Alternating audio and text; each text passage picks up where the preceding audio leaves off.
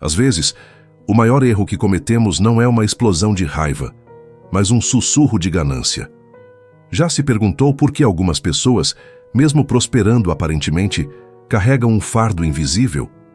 Essa é a história de Ricardo, um homem que acreditava ter encontrado a fórmula para o sucesso, mas que descobriu da pior maneira possível que a maldade cobra um preço alto. Antes de mergulharmos nessa fábula moderna, peço que você se inscreva no canal, não para aprender a vencer na vida, mas para lembrar que mesmo nos vales mais sombrios, nossa dor tem um propósito. Compartilhe esse vídeo com alguém que precise ouvir uma história que talvez espelhe a sua. Ricardo era um homem ambicioso, obcecado por status e poder. Desde cedo, aprendeu que para subir na vida, era preciso deixar para trás o que considerava peso morto. E, infelizmente, sua mãe, uma senhora bondosa e humilde, encaixava-se nessa categoria em sua mente distorcida. Após a morte do pai, Ricardo viu a oportunidade de se livrar daquela que, em sua visão egoísta, era um empecilho para seus planos grandiosos. A casa da família, agora sua herança, era um trunfo valioso, e sua mãe, bem, ela era apenas um obstáculo. Com frieza calculada, Ricardo convenceu sua mãe a se mudar para um asilo, prometendo visitas constantes e o melhor cuidado possível. A verdade, cruel e amarga, era que ele jamais pretendia cumprir suas promessas. A casa foi vendida, o dinheiro guardado a 7 chaves e a mãe esquecida. A casa, outrora um lar pulsante de vida, tornou-se um palco de silêncios amargos. Após a morte do pai, os 2 irmãos, antes unidos por laços de sangue e memórias, viram-se divididos por uma herança que, em vez de aproximá-los, escancarou as profundezas de suas invejas e ambições. O mais velho, impulsionado por um desejo insaciável de poder e riqueza, arquitetou um plano cruel para se livrar da mãe, a figura que, por direito, deveria ocupar o lugar de honra naquele lar. Ele a via como um estorvo, um peso morto em seus planos de expansão e prosperidade. Acreditava que, sem ela, teria o caminho livre para transformar a casa em um empreendimento lucrativo, um símbolo de seu sucesso material. As palavras, outrora doces e afetuosas, tornaram-se farpas cortantes, plantando a semente da dúvida e da insegurança no coração daquela mãe, já fragilizada pela dor da perda. Noites em claro, marcadas por discussões acaloradas e acusações injustas, transformaram o ambiente familiar em um campo de batalha. A tristeza, estampada no rosto da mãe, era ignorada pelo filho, que cada vez mais se afastava da compaixão e da empatia. A casa, antes um refúgio seguro, tornou-se uma prisão silenciosa, onde a solidão e o desespero eram os únicos companheiros daquela mulher. O plano estava em andamento, e a maldade, como uma erva daninha, crescia sem freios no coração do filho mais velho. No entanto, a prosperidade de Ricardo era uma miragem construída sobre areia. Noites de sono intranquilas o assombravam. A imagem da mãe magra e desamparada surgia nos seus sonhos como um espectro acusador. O dinheiro que antes trazia conforto, agora queimava em suas mãos como brasas. Ele tentava justificar a si mesmo, convencer-se de que fizera o certo, que a mãe era um peso, um estorvo em sua vida moderna e agitada. Mas o remorso era um verme implacável, corroendo sua alma dia após dia. Os negócios que antes prosperavam começaram a declinar. Contratos lucrativos eram perdidos, investimentos davam errado, e a sorte, outrora sua fiel companheira, parecia tê-lo abandonado. Ele via em cada revés a sombra da sua crueldade, o eco da sua ingratidão. O sorriso antes fácil e confiante desapareceu, substituído por um semblante sombrio e preocupado. A casa luxuosa, antes palco de festas e celebrações, tornou-se uma prisão dourada.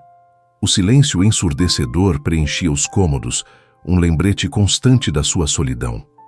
A esposa, antes uma parceira leal, começou a se distanciar, percebendo a crescente amargura que o consumia. Ricardo se via cada vez mais isolado, afogando as mágoas em álcool e arrependimento. A lei do retorno, implacável e silenciosa, começava a cobrar a sua dívida. A maldade custa caro e Ricardo estava prestes a descobrir o preço. A vida de Ricardo, antes tão próspera, começou a desmoronar. Os negócios que antes prosperavam com facilidade, agora enfrentavam uma maré de azar inexplicável. Contratos lucrativos eram cancelados, clientes sumiam sem dar satisfação e, de repente, ele se viu atolado em dívidas. A casa luxuosa, antes um símbolo de seu sucesso, agora parecia fria e vazia, um palco para sua crescente angústia. As noites se tornaram um tormento. O sono, que sempre fora reparador, agora era interrompido por pesadelos vívidos, onde o rosto de sua mãe, antes amoroso, se contorcia em dor e decepção. A imagem daquele olhar, ao ser expulsa, o assombrava a cada instante, corroendo sua paz e transformando seus dias em um inferno particular. A lembrança daquele dia fatídico o perseguia implacavelmente. A frieza com que tratou a própria mãe, a facilidade com que a descartou como um objeto inútil, reverberava em sua mente como um eco constante. Ele tentava se convencer de que tinha feito o certo, que era necessário para proteger seu patrimônio, mas a culpa o consumia por dentro. Aquela atitude mesquinha e desumana, que ele acreditava ser um ato de esperteza, revelava-se agora como o prenúncio de sua ruína. O universo parecia conspirar contra ele, como se cada erro cometido, cada lágrima derramada por sua mãe, voltasse para assombrá-lo em forma de infortúnio. Ricardo começava a entender, da pior maneira possível, que certas atitudes têm um preço muito alto, um débito que a vida, implacavelmente, cobra com juros altíssimos. O inverno chegou com a fúria de um animal ferido. A geada cobriu os campos, transformando a paisagem em um mar de cristal cortante. As poucas plantações que restavam definharam sob o gelo implacável. O gado, antes robusto, agora vagava, faminto, com os ossos marcando a pele esticada. A miséria, que já era companheira constante, agora se instalava como hóspede permanente na casa de Ricardo. As dívidas, antes um fardo pesado, agora eram uma avalanche prestes a soterrá-lo. Cada dia era uma luta desesperada para manter a si mesmo e sua família vivos. O sorriso de sua esposa, antes radiante como o sol da manhã, agora era pálido e rarefeito. Os olhos de seus filhos, antes cheios de brilho e esperança, agora carregavam o peso do medo e da incerteza. E em meio a essa tempestade implacável, Ricardo sentia o fantasma da culpa o assombrar a cada instante. A lembrança da mãe, banida de seu lar, era uma ferida aberta que sangrava incessantemente. Ele se lembrava de suas mãos enrugadas, do olhar triste e silencioso, da voz mansa que outrora o acalmava. Agora, o silêncio da ausência gritava em seus ouvidos, mais alto que o vento gélido que uivava lá fora. A prosperidade que ele tanto almejara se revelara uma miragem cruel, uma máscara que escondia a escuridão da sua alma. O sucesso, construído sobre a dor da sua mãe, era agora um castelo de areia, prestes a desmoronar sob o peso da sua própria maldade. A praga, meus amigos, não era apenas física. Era uma sombra que se estendia sobre a alma de Ricardo, uma escuridão que o separava de tudo o que um dia amara. Ele via a si mesmo como um homem justo, um homem de negócios astuto. Mas a verdade era que tinha se tornado um prisioneiro de sua própria ambição. Cada negócio, duvidoso, cada olhar frio para sua mãe, cada palavra dura agora pesavam como correntes. A casa, antes um símbolo de sua ascensão, agora era uma cela. Os móveis luxuosos pareciam zombar de sua miséria. A solidão era uma companhia constante, um lembrete silencioso de que ele havia escolhido o poder e o dinheiro em vez do amor e da conexão humana. Ele tentava encontrar refúgio no trabalho, mas mesmo ali, a culpa o perseguia. Os contratos e planilhas se transformavam em rostos tristes, sussurrando o preço de sua ganância. E então veio a noite, uma noite em que o vento uivava como um lamento e a chuva batia nas janelas como se quisesse entrar e lavar toda a sujeira. Ricardo acordou com um grito, o coração batendo forte no peito. A escuridão do quarto parecia palpável, opressiva. Ele sentia uma presença, uma força invisível que o observava, julgava. Era o peso de suas ações, a lei do retorno se manifestando. A maldade, meus amigos, cobra um preço muito alto. E Ricardo estava prestes a descobrir o quão alto esse preço poderia ser. A praga na vida de Ricardo, como ele passou a descrever, não era a falta de dinheiro, mas a presença constante do medo. Medo de perder o pouco que tinha, medo da humilhação, medo de se ver novamente na sarjeta. Era um medo paralisante, que o impedia de tomar decisões racionais e o tornava suscetível a golpes e falsas promessas. Ele se agarrava desesperadamente àquele emprego medíocre, mesmo sabendo que não era valorizado, que seu esforço passava despercebido. O medo de não ter o que comer, de não ter onde morar, o cegava para as oportunidades que surgiam ao seu redor. E, ironicamente, esse medo o impedia de prosperar, de encontrar a tão sonhada estabilidade. As noites eram longas e silenciosas.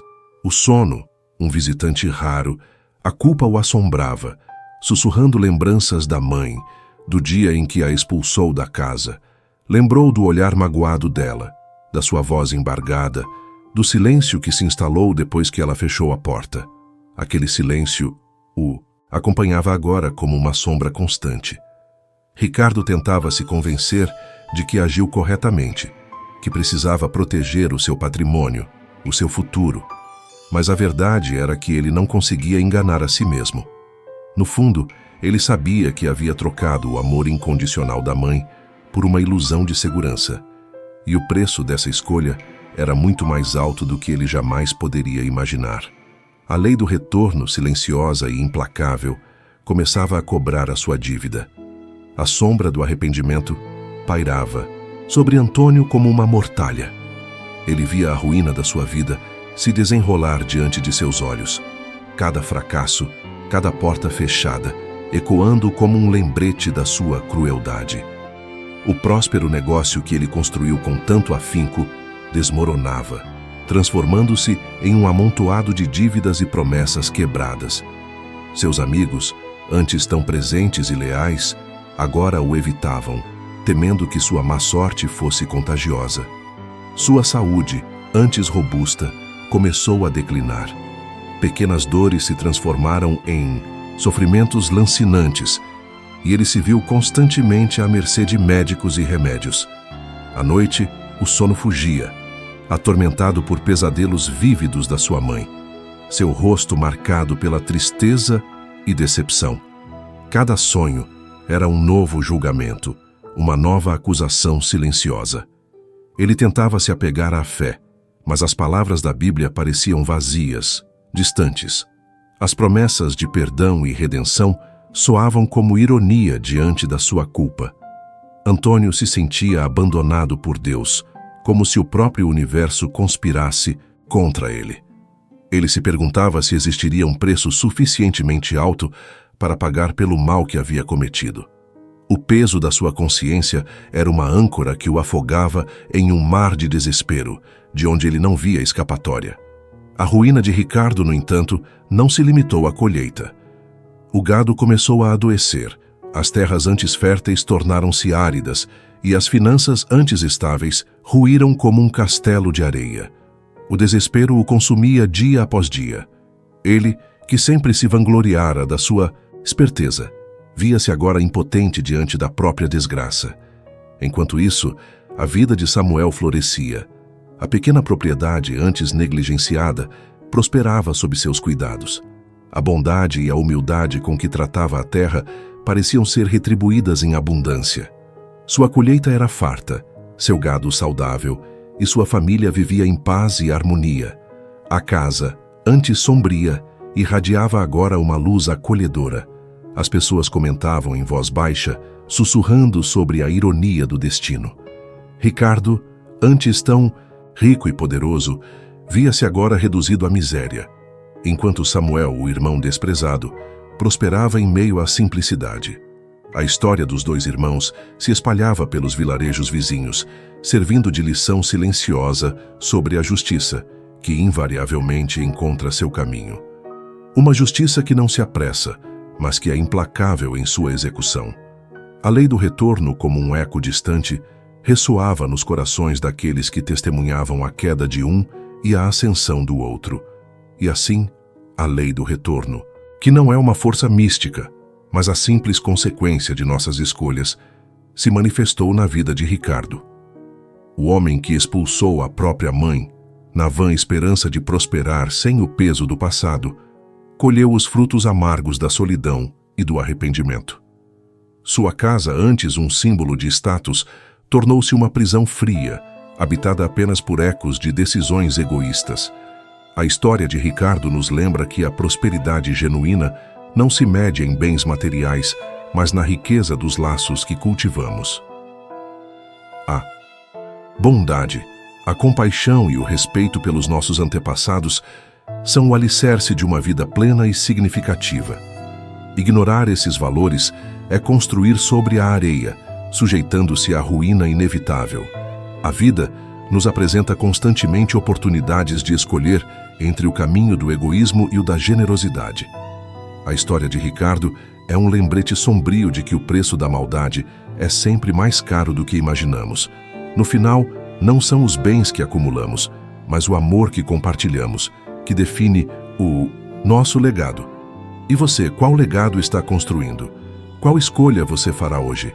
Se você gostou dessa história e quer continuar a refletir sobre os mistérios da vida, inscreva-se no canal e ative o sininho para não perder os próximos vídeos. Compartilhe essa fábula com alguém que precisa ouvir esta mensagem.